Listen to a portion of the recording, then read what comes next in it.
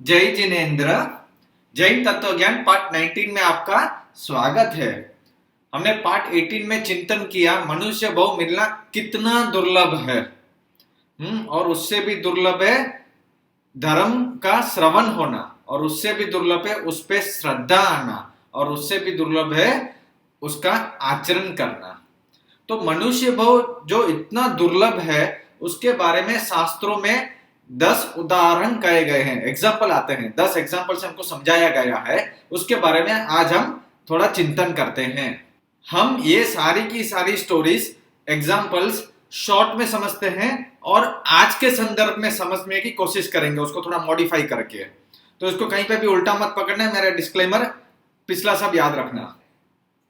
चोलक, फिर पासक, धान्य, दूत, रत्न, स्वप्न, चक्र, चर्म, युग और परमाणु। चोलक मतलब भोजन का दृष्टांत।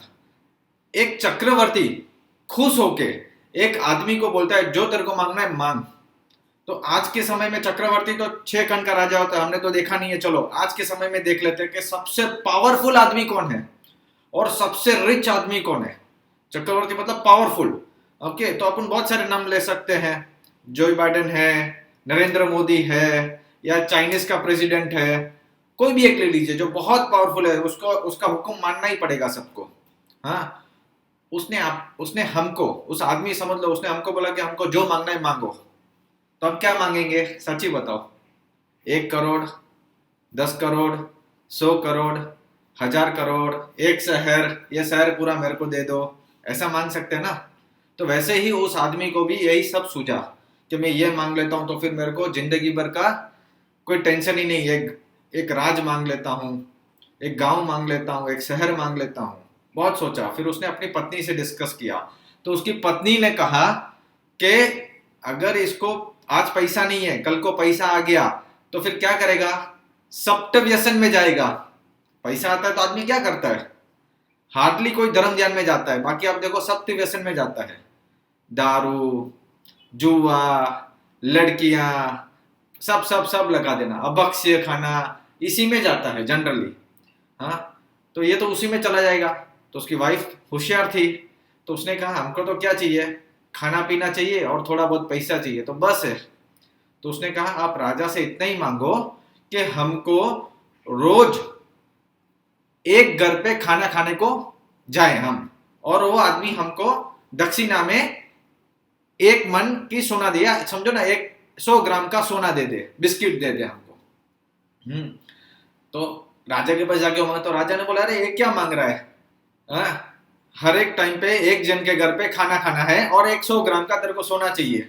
वैसे दूसरे टाइम के खाने पे दूसरे के घर पे, तीसरे के घर में, और कहीं पे भी रिपीट नहीं होना है। हर जगह पे दूसरी दूसरी जगह पे जाना है। आप ऐसा ऑर्डर करो और 100 ग्राम का हमको गोल्ड बार देना है हर जगह पे, दक्षिणा पे। तो राजा ने क्या इतना तुच्छ मांग रहा है? और बड़ा बड़ा मांग, करोड़ों करोड़ों मांग ले, मेरे पास तो पूरा दुनिया का राज है, मेरे पास तो तेरे को सब दूंगा। लेकिन वो बोला नहीं, उसने पत्नी का मानता था वो। तो उसने बोला नहीं, मेरे को तो यही चाहिए। हाँ, तो ठीक है। तो अभी सबसे पहले उसकी चक्रवर्ती के वहां पे ही उसका भोजन हुआ। समझो हमारा नरेंद्र मोदी के पास वहां पे बुला रहे हैं और वहां पे भोजन करा रहे हैं हमको, या मुकेश अंबानी ले लो, रिचेस्ट पर्सन है। ओके, तो वहां पे वो भोजन करा रहे हैं, तो भोजन कैसा कराएंगे हमको? एक से एक बढ़कर होगा, सब स्वादिष्ट होगा, हमारे पसंद का होगा, हमने सोचा नहीं होगा, उससे भी कहीं ज्यादा होगा। सिर्फ टेस्ट करेंगे ना तो भी हमारा पेट भर जाएगा। सिर्फ टेस्ट करेंगे तो इतनी तो आइटम ही होगी, बरोबर है ना? आजकल तो शादियों में भी इतनी आइटम होती है। तो हो गया, मुकेश अंबानी ने हमको एक सोने का बिस्किट दे दिया। फिर आगे गए, उसका जो मैनेजर होंगे, सीईओ होंगे, डायरेक्टर होंगे, उनके घर पे गए, उन्होंने भी दे दिया। लेकिन उनके घर पे जो भोजन होगा मुकेश अंबानी से तो लेवल में थोड़ा कम ही होगा। हाँ, फिर उसके उसके दूसरे लेवल में जाते हैं, कोई मैनेजर होगा तो उसके लेवल में तो कम ही होगा। वैसे पूरा गांव घूमेगा, पूरा हम देश घूमेंगे खाना खाने के लिए, और पूरी दुनिया घूमेंगे। अभी हम ये सोचे कि फिर से हम मुकेश अंबानी के घर पे जाएं खाना खाने के लिए, वो टन कब आएगा? वो टन कभी नहीं आएगा। ये भाव में तो नहीं आएगा, क्योंकि इंडिया की पॉपुलेशन ही 135 करोड़ है। हाँ, और हम ज्यादा से ज्यादा 100 साल जिएंगे। 100 साल इंटू 365 डेज इंटू 3 टाइम खाते हैं, हाँ, और उतना सोने का बिस्किट आया है, कितना हुआ? कुछ भी नहीं हुआ, तो कब रिटर्न मिलेगा? तो ये शास्त्र में कहते हैं कि बाई चांस देव की कृपा से आपको मिल भी जाए वापस मुकेश अंबानी के घर जाने के लिए, ओके, कोई चमत्कार हो जाए, कुछ हो जाए, लेकिन ये मनुष्य भाव वापस मिलना इतना दुर्लभ है। एक बार हमने ये मनुष्य भाव खो दिया, फिर ऐसे ही है कि फिर मैं मनुष्य बन जाऊं, एक इंद्रिय में चला गया, पेट बन गया, तब मैं सोचूं अरे मैं मनुष्य बन जाऊं, पंचेंद्रिय में कोई जानवर बन गया, कुत्ता बिल्ली बन गया, तब मैं सोचूं मैं मनुष्य बन जाऊं, मैं फिर से मुकेश अंबानी के घर पे खाना खाने जाऊं, एग्जाम्पल बोल रहा हूं। वो कितना मुश्किल है, कब बारी आएगा? 84 लाख जीवियों में घूमना है, वो भी ऊपर जाएंगे, हमसे भी आगे रेस वाले बहुत होंगे, हमको नीचे पछाड़ेंगे, वो लोग जाएंगे आगे। ये कौन से नसीब है कि हम आ गए इतने रेस, बिलियंस मिलियंस ऑफ, बोलते हैं ना, स्पर्म्स को भी हम पछेड़ के हम आगे आ गए हैं, और मनुष्य वो हमको मिला है। तो ये वापस मिलना कितना दुर्लभ है। अभी एग्जाम्पल नंबर 2, दूसरा दृष्टांत है पासक, मतलब डाइस, जुआ, डाइस खेलते ना, तो उसको देव का वरदान था कि वो जो नंबर चाहेगा वही वही आएगा, तो वही जीतेगा। तो उसने क्या किया, गांव गांव में डेंडरा पिटवा दिया, जो भी मेरे साथ आके डाइस में जीतेगा उसको ये पूरा थाल भरा हुआ सोना मिलेगा, एकदम पूरा थाल भरा हुआ, और अगर हार गया तो सिर्फ एक सोने की गिनी दे देना। अभी कौन जीतेगा, किसका खजाना भरेगा, आप बताइए। आज के संदर्भ में देख लेते हैं, बहुत से लोग गैम्बलिंग खिलवाते हैं, ओके, कैसीनोस होते हैं, जीतता कौन है? आपको बोलेगा 1 रुपया डालो $10,000 मिलेगा, हाँ, $1 डालो बस। अभी वो $1 वाला जीतेगा या 10,000 वाला जीतेगा? हाँ, कैसीनो वाला ही पैसा बनाता है, खिलवाने वाला ही पैसा बनाता है। जो भी जुआ खेलते हैं, चाहे 3 पति हो गया, चाहे शेयर मार्केट हो गया, जीतने वाले की स्टोरी बताते हैं, क्यों? वो अट्रैक्ट करने के लिए, उसने इतना पैसा बनाया, इतना बनाया। हारने वाले की स्टोरी नहीं दिखाते हैं, जो कि 99% लोगों गंवा चुके हैं पैसा जुए में। तो यहाँ पे कहते हैं दूसरे स्टन में, अगर कोई देव की कृपा से कोई चमत्कार हो जाए और आप उसको वरदान मिला हुआ हो और फिर भी आप जीत जाए, ऐसा भी कभी हो तो सकता है, लेकिन मनुष्य वो मिलना अति दुर्लभ है। 84 लाख जीवियोनि में घूम के मिलना है, तो वो भी कब मिलेगा, इतना दुर्लभ है। तीसरा उदाहरण है धान्य। अभी इस देश में एक एग्जांपल लेते हैं, गेहूं, वो पूरा धान्य इकट्ठा करो, पूरा देश में जितना भी उगता है उसको एक जगह पे रखो खोल के, और उस पे एग्जांपल बोल रहा हूं कि एक राई को फैला दो पूरी जगह पे, राई को। अभी एक बुढ़ी आदमी को, उम्र वाली बाई को बोलो कि अभी इसको सारी की सारी राई को निकाल के अलग करे, कब कर पाएगी? एक उम्र वाली कभी भी नहीं कर पाएगी। फिर भी दृष्टांत में कहते हैं हो सकता है कोई देव दृष्टि से कोई चमत्कार करके कोई कर भी दे, लेकिन मनुष्य भाव मिलना तो दुर्लभ है। अभी दृष्टांत नंबर 4, उदाहरण नंबर 4, एक राजकुमार होता है, वो थोड़ा बड़ा होता है, तो वो सोचता है कि मैं अपने पिताजी को मार दूं तो ये राज पूरा मेरा हो जाएगा। तो उसके मंत्री को मालूम पड़ा कि इसके विचार ऐसे हैं, तो उसने अपने राजा को जाके बताया कि आपको मारना चाहता है। तो राजा ने एक गेम खेली, पॉलिटिशियन होते हैं, हाँ, तो उसको बुलाया कि मैं तो अभी बुढ़ा हो गया हूँ, मुझे तो राज अभी छोड़ के जाना है, मेरे को बाहर नहीं संभाला जाता है, मैं ये तुमको देना चाहता हूँ, लेकिन हमारा एक कुल देवी का एक नियम है, हमारी परंपरा है कि तेरे को मेरे को ऐसे ऐसे ऐसे ऐसे जीतना पड़ेगा, तो ही तो इसका राज्याभिषेक कर सकता हूँ मैं तेरा, नहीं तो नहीं कर सकता हूँ। तो पूरी स्टोरी है। हम आज के संदर्भ में देखते हैं, अगर वो राजा ने ऐसा कंडीशन डाल दिया कि हम दोनों सांप सीढ़ी खेलते हैं, सांप सीढ़ी खेलते हैं, तुझे मुझे कंटिन्यूसली 108 इंटू 108 मोटा मोटी 11,000 बार अब तुझे मुझे जीतना पड़ेगा, हाँ, तो ये राज्य तेरा, मैं तेरे को दे दूंगा। लेकिन 11,000 बार हम खेलेंगे, इस बीच में एक बार भी अगर मैं जीत गया तो फिर से चालू करना पड़ेगा 1 से लेके, अभी आप सोचो, 11,000 बार क्या, 1100 बार भी क्या, 100 बार भी खेलेंगे ना, तो भी प्रोबेबिलिटी है कि एक बार तो सामने वाला जीतेगा ही जीतेगा सांप सीढ़ी में। तो यहाँ पे कहते हैं कि देव की कृपा से, कोई चमत्कार से शायद ये हो भी जाए, लेकिन मनुष्य भाव अगर हमने आलस से हमने इसको खो दिया तो फिर से मिलना बहुत मुश्किल है। अभी दृष्टांत नंबर 5, उदाहरण नंबर 5, रत्न। एक गांव में एक आदमी था, वो खूब पैसा कमाता था और रत्न खरीद के रखता था। हम लोग करते ना, सोना ले लेके रखते हैं, वैसे वो ले लेके रखता था। लेकिन घर के बच्चों को कुछ ज्यादा कुछ नहीं करता था, सादा सादा रहता था और बस एक ध्वजा फहराता रहता था, एक ध्वजा घर के ऊपर। फिर एक दिन वो गांव के बाहर गया कमाने के लिए, और भी कमाना कमाना कमाना कमाना, बस उसका तो कोई लिमिट का एंड नहीं है। तो अभी लड़कों लोग ने सोचा अभी तो 2-3 साल बाद ही आएगा फिर से पैसा बना के। ओके, तो इसने इतने रत्न रखे हुए हैं घर में, इसने जब लेके आता तब एक ध्वजा बनाता था, अपन तो इसको बेच के बहुत सारे ध्वजा बना देते हैं, अपना इतना पुण्य मिलेगा जो भी है। अभी वो लड़कों को समझ नहीं थी, तो वो जो रत्न जो जो भाव में बिके उसमें बेचते गए वो लोग। वो सुन के गांव, दूर दूर से गांव से लोग भी आए, रत्न खरीद के अपने अपने गांव चले गए। जाते हैं ना, कोई देश में सस्ता मिलता है तो दूर दूर से भी लोग जाते हैं वहां खरीदने के चले जाते हैं।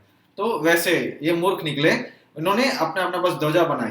तो 2-3 साल बाद जब वो आया वापिस आदमी, तो उसने देखा और उसको पूरी स्टोरी मालूम पड़ी, तो उसको इतना दुख हुआ, उसने बोला तुमने तो लक्ष्मी का मेरा जीरो कर दिया और सब लड़कियों को घर से बाहर निकाल दिया। तुम जाओ, जब तक सब रत्न लेके नहीं आते तब तक तुमको घर में प्रवेश नहीं मिलेगा। अभी ये लोग लड़के हर गांव गांव जा रहे हैं रत्न वापिस लेने के लिए, वापिस मिलेंगे क्या? नहीं मिलेंगे। हो सकता है कोई देव का चमत्कार हो जाए, चमत्कार से मिल भी जाए सिनेरियो में, हाँ, लेकिन अगर हमने प्रमाद से ये मनुष्य भाव खो दिया तो मिलना मुश्किल है, नामुमकिन है। अभी दृष्टांत नंबर 6, स्वप्न। बहुत बड़ी स्टोरी है, शॉर्ट में बोल रहा हूं। एक आदमी को स्वप्न आया, दूसरे आदमी को भी वैसा ही स्वप्न आया, ड्रीम। हाँ, तो वो उठ के एक आदमी गया एक नॉर्मल आदमी के पास, बोला कि मेरे को ऐसा ऐसा ऐसा सपना आया, इसका अर्थ क्या होता है? तो नॉर्मल आदमी ने बोला कुछ नहीं, आज तेरे को वैसे कुछ नहीं मिलता, आज तेरे को खीर, पूरी, आम रस, मिठाई ये सब मिलेगी तेरे को। वो खुश हो गया। दूसरा आदमी भी वैसा ही था, लेकिन उसने बोला मैं ऐसे जैसे को सपना नहीं बताऊंगा, कोई बड़ा पंडित, बड़े गुरु को जाके बताऊंगा कि मेरे को इतना अच्छा सपना आया है, इसका क्या अर्थ है। तो उसने पहले गया, गुरु का मान पत्र सब किया, उसको सब कुछ जो क्रिया होती है सब किया और फिर सपना बताया। तो गुरु ने बोला इससे तेरे को राज्य मिलेगा, और उसने क्रिया बताई गुरु ने, ऐसा ऐसा कर तो तेरे को राज्य मिलेगा। तो उसने किया, उसको राज्य मिला। फिर मालूम पड़ा कि दोनों को एक ही स्वप्न आया था, लेकिन इसको तो सिर्फ खाना पीना अच्छा मिला और इसको ये मिला। तो वो जिसको बताया था उसका अंतर था।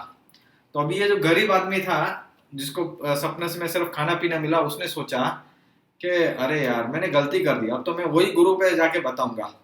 हाँ, अभी वो रोज जैसे उसको सपने के पहले कैसा वो पान खाया था, छाछ पी थी, वो वैसे ही रोज कर करके सो रहा है कि मेरे को जो ऐसा सपना आया था वैसा ही सपना है। आएगा क्या कभी? हम लाइफ में बहुत सारी अपॉर्चुनिटीज मिस कर देते हैं, बहुत बहुत सारे रीजन की वजह से। फिर से कभी कभार वो अपॉर्चुनिटी आती है क्या? रिपीट होती है क्या? नहीं होती है। तो भी यहाँ पे बोलते हैं बाई चांस हो सकता है देव की कृपा से उसको मिल भी जाए वापिस, लेकिन अगर हमने प्रमाद से ये मनुष्य भाव खो दिया तो मिलना दुर्लभ है। अभी दृष्टांत नंबर 7, चक्र। राधा वेद एक विद्या है। ये एक बहुत सुंदर और बहुत पावरफुल राजा की बेटी थी, उसकी शादी करनी थी। तब उसने कहा कि जिसने ये राधा वेद सीखा होगा उसी से मैं शादी करूंगी और किसी से नहीं, और वो भी राजकुमार होना चाहिए। अच्छा, तो एक राजा के 22 लड़के थे, वो भी बहुत पावरफुल था, अच्छा था। हाँ, तो उन्होंने भी पूरी विद्या पढ़ी हुई थी, गुरुकुल में जाते थे। राधा वेद सबने बोला हाँ पढ़ा है पढ़ा है पढ़ा है, लेकिन किसी को आता नहीं था क्योंकि पढ़ने के टाइम पे वो लोग ने ठीक से पढ़ाई किया नहीं। हाँ, सब पैसे वाले माँ बाप के बेटे कैसे होते हैं जनरली, पढ़ाई की नहीं, सब कुछ कंफर्ट जोन में था उनको। तभी राजा का एक किसी से एक बार विवाह हुआ था और एक लड़का हुआ था उससे, वो भूल गया था। उसके जो नाना जी थे वो मंत्री थे, तो नाना जी ने भी उसको गुरुकुल में ही पढ़ाया जहाँ राजा के बेटे पढ़ते थे। तो उसने पूरा ध्यान से पढ़ा, पूरा सीखा लिया था। तो जब ये परीक्षा की समय आई तब उसने बताया कि मैं भी राजकुमारी हूं, मैं भी आप ही का बेटा हूं, और फिर उसने ये वेद करके दिखाया और उससे उसकी शादी हुई। फॉर एग्जाम्पल, अगर हमने समझो आईआईटी का कोई कोर्स कर लिया हो और फिर कोई लड़की बोले कि भाई ये आपको ये पर्टिकुलरली ये इंजीनियरिंग का या ये सॉफ्टवेयर का नॉलेज है तो ही मैं आपसे शादी करूंगी, पढ़ा है लेकिन नॉलेज नहीं, अगर ठीक से नहीं पढ़ा है तो उसके साथ शादी नहीं होगी। और अभी मैं फिर से वो सब पढ़ने जाए कोई पूरा, तो पढ़ पाएंगे? नहीं पढ़ पाएंगे अभी। तो फिर से वो राधा वेद फिर से पढ़ने जाएंगे, कब पूरा होएगा? कब? फिर कितने साल निकल जाएंगे? हाँ, तो वैसे ही बोलते हैं अगर देव की कृपा से कोई चमत्कार से हो भी जाए, लेकिन ये मनुष्य भाव मिलना बहुत मुश्किल है। दृष्टांत नंबर 8, चर्म। ओके, कभी कभार क्या होता है, हम कुछ ऐसी चीज देख लेते हैं फिर हमको दूसरी बार वो दिखाई नहीं देती है और हम चाहते हैं कि वो दूसरी बार दिखे या दूसरे लोग को भी दिखाए, लेकिन हमने जो अनुभव किया है वो दूसरे को वो बस वो फिर नहीं दिख सकते हैं, एक ही बार दिखती है। तो वही एग्जांपल आ रहा है कि एक काचबा एक बड़ा सा सरोवर है उसके अंदर रहता था। ओके, उसके वो एक गुफा हो जैसा हो गया था, उसके अंदर रहता था और एक बाई चांस एक टाइम पे वो खुला थोड़ा और उसका डॉग बाहर निकल गया और बाहर निकल के उसने देखा वो पूनम की रात थी, चांद तारे सब देखे उसने और खुश हो गया वो। उसने सोचा चलो चलो मैं अपनी फैमिली वाले को भी दिखाता हूँ, तो फिर से उसने पानी में डुबकी मारी और अपने फैमिली वाले को बोला चलो चलो चलो चलो। लेकिन इस टाइम पे वो गुफा बंद हो गई फिर से और वो बाहर देख नहीं पाए। अभी आप सोचो कब खुलेगा फिर से गुफा, कब देख पाएगा? वही पूनम की रात, वही चांदनी रात, तारे सितारे। इसलिए यहाँ पे बोलते हैं बाई चांस वो फैमिली को खुद फिर से दूसरी बार देख ले वो चीज या फैमिली को दिखा भी दे, लेकिन मनुष्य वो मिलना बहुत मुश्किल है। दृष्टांत नंबर 9, युग।